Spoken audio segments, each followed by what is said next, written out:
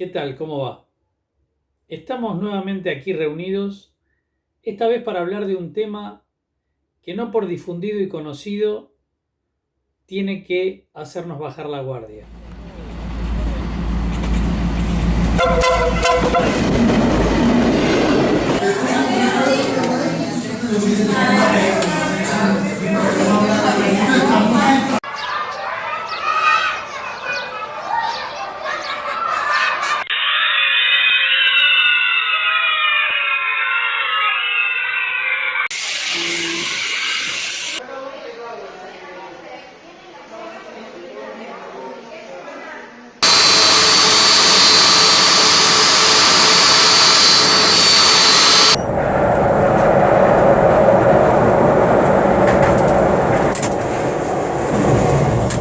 Vamos a hablar de un riesgo que da lugar a la enfermedad profesional más reconocida oficialmente en la República Argentina, en un sistema que no se caracteriza precisamente por la voluntad de reconocer enfermedades profesionales.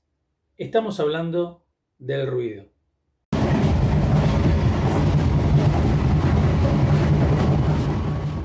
Primero de todo, veamos qué es el ruido. El ruido es un sonido indeseable que se propaga por el medio en que se produce. En el caso mayoritario de nuestros ambientes de trabajo, a través del aire. Se propaga por medio de ondas de la misma manera que cuando se tira una piedra a un estanque de agua.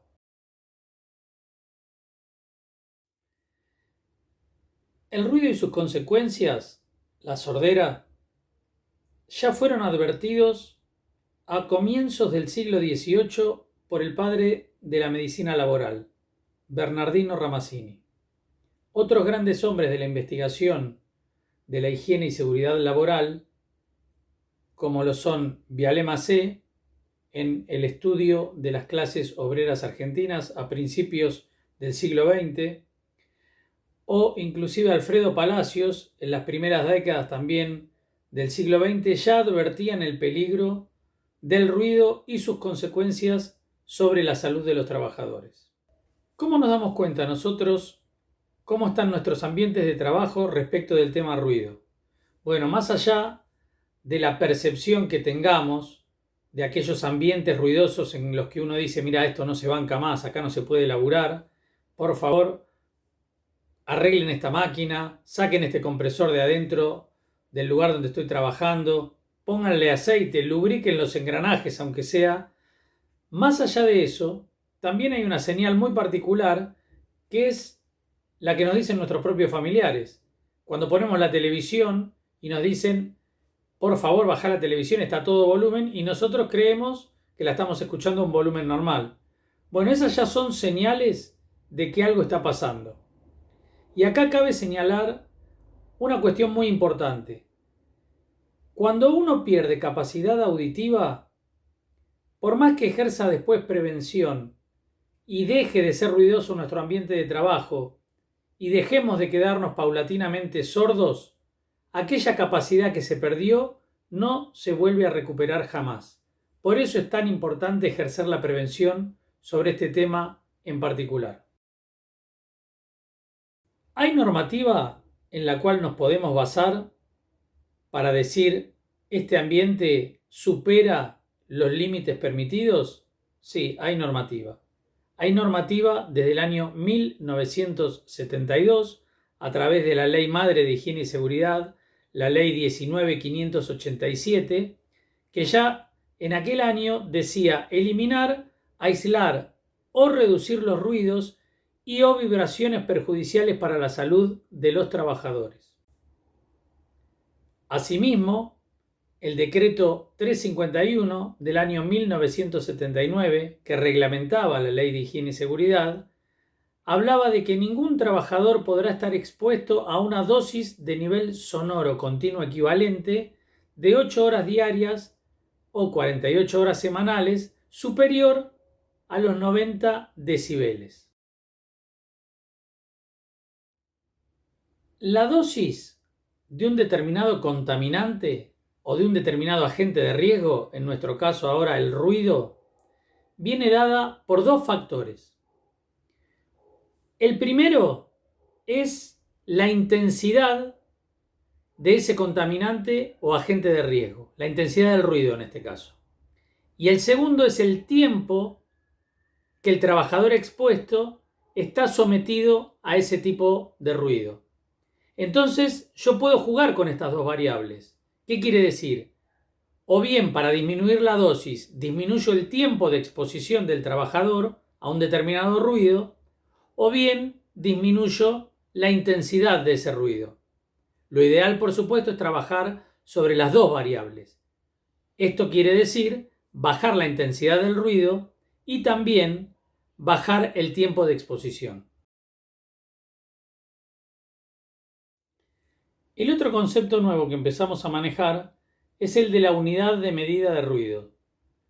El ruido se mide en decibeles y en esto hay que ser muy cuidadoso. Cuando la intensidad de un ruido aumenta al doble, esos decibeles se incrementan en 3 unidades. ¿Qué quiere decir esto? Supongamos que yo estoy trabajando con una máquina muy ruidosa, 95 decibeles, insoportable. Si yo pongo otra máquina igual que emite ruido a 95 decibeles, esa sumatoria de decibeles de ruido no se va a 190, el doble, pero la intensidad sí se va al doble. Y esa intensidad incrementada al doble lleva a un incremento de 3 decibeles. O sea que si estaba en 95 la primera máquina, con una segunda máquina igual se va a 98.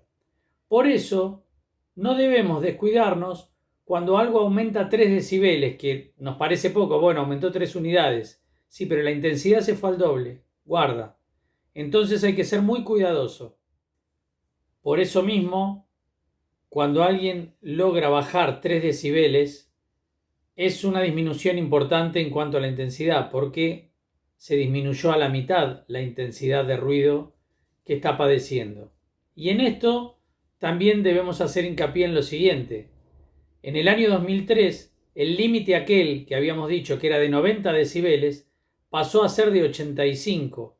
Imagínense que una disminución de 5 decibeles en la legislación vigente es todo un logro. Por supuesto que se bajó la legislación amoldándose a los estándares internacionales que ya hacía años estaban siendo vigentes.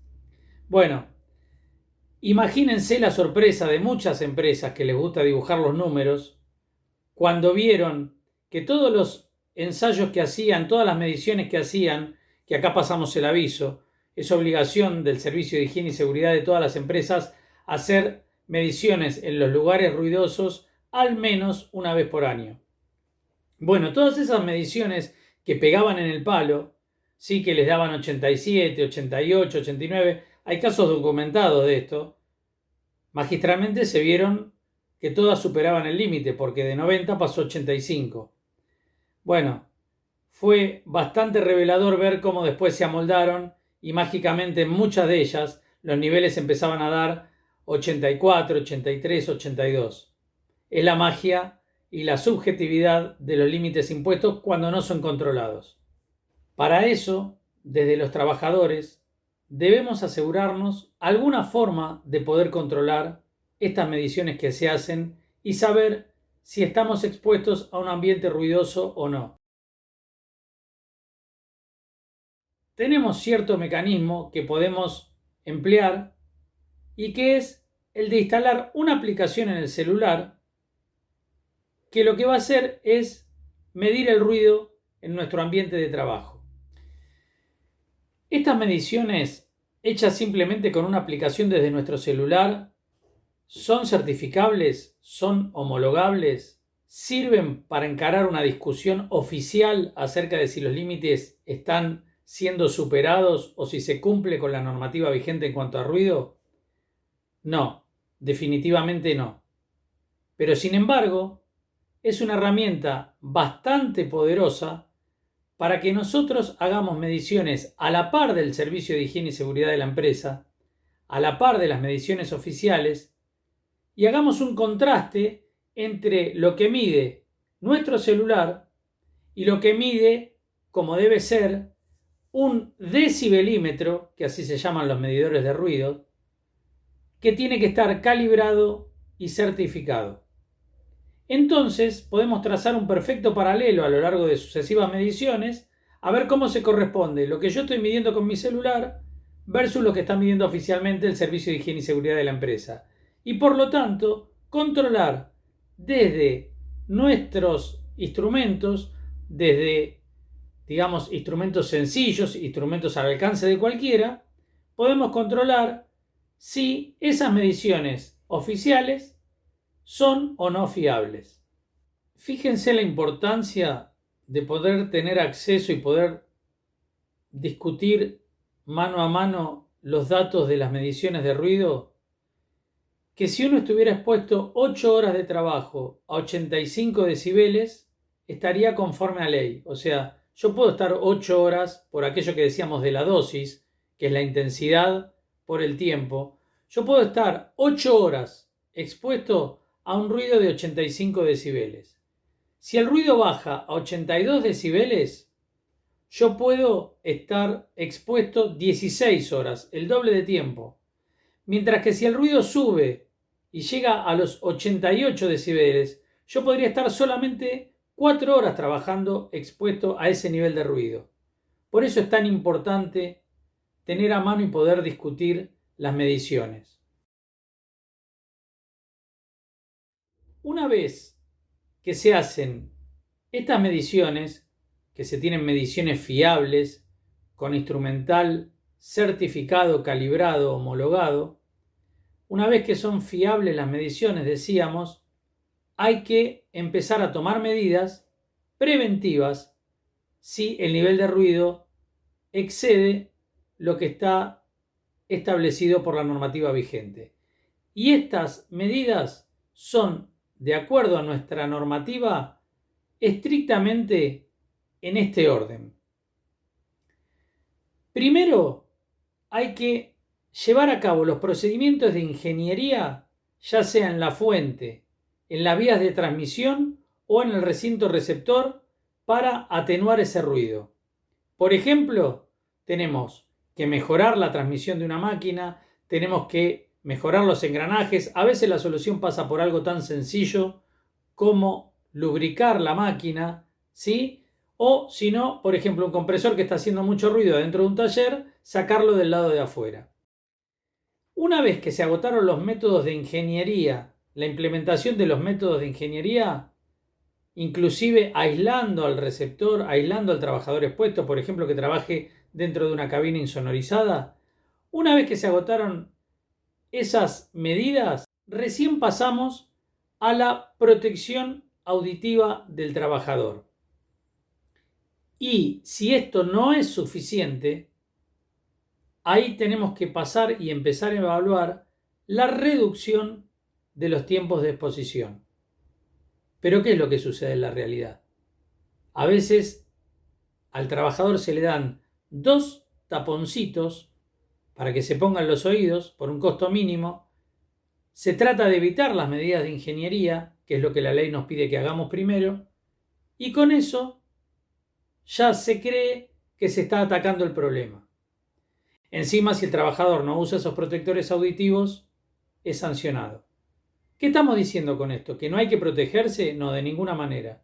La protección otorgada hay que usarla, siempre y cuando sea la apropiada para el tipo de ruido que uno está padeciendo. Pero mientras tanto, hay que indagar si las medidas de ingeniería están siendo implementadas, estudiadas, para que en el mediano o corto plazo sean implementadas y eviten que el trabajador tenga que estar vestido de astronauta para poder desarrollar sus tareas.